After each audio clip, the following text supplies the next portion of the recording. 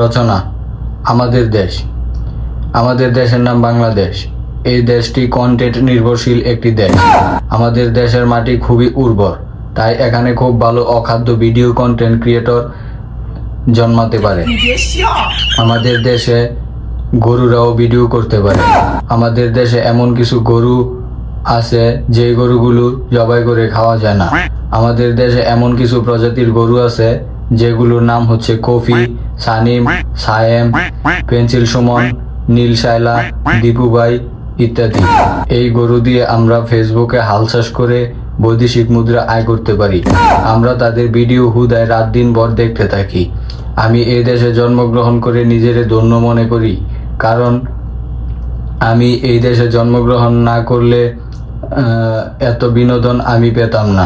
আমাদের দেশে ঘরে ঘরে কন্টেন্ট ক্রিয়েটর। আমাদের দেশের মানুষের প্রধান খাবার হচ্ছে ভিডিও।